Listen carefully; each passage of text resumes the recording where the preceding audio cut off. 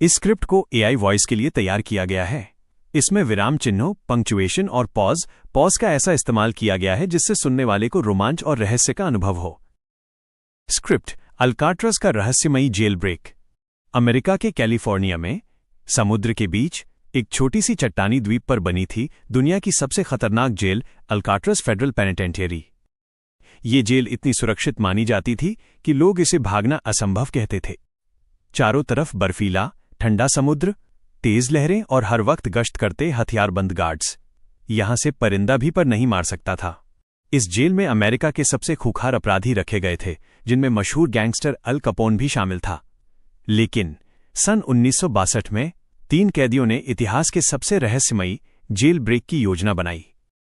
इन 3 कैदियों के नाम थे फ्रैंक मॉरिस, जॉन एंगलिन और क्लैरेंस एंगलिन।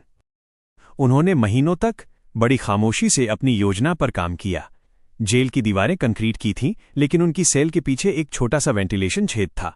उन्होंने सिर्फ चम्मच और छोटे औजारों की मदद से उस छेद को धीरे धीरे कुरेदना शुरू किया। गार्ड्स को शक न हो, इसके लिए उन्होंने एक शातिर तरीका अपनाया। उन्होंने अपने बिस्तरों पर नकली सिर रख दिए।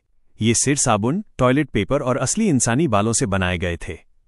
दूर से देखने पर ऐसा लगता था जैसे कैदी चैन की नींद सो रहे हों। फिर आई वो रात, 11 जून 1962। तीनों कैदी उस छोटे छेद से रेंगते हुए बाहर निकले और जेल की छत तक पहुंच गए। लेकिन असली चुनौती अभी बाकी थी। उनके पास न कोई नाव थी, न कोई मदद। उन्होंने पुराने रेनकोट को जोड़कर एक अस्थायी नाव और लाइफ जैकेट तैयार की और फिर वे चुपचाप उस खौफनाक समुद्र में उतर गए। उस रात समुद्र का पानी जमने की हद तक ठंडा था। अगली सुबह जब गार्ड सेल के पास पहुंचे तो उनके पैरों तले जमीन खिसक गई। बिस्तरों पर पड़े उन नकली सिरों को देखकर उन्हें समझ आया कि उनके साथ कितनी बड़ी चालाकी हुई है।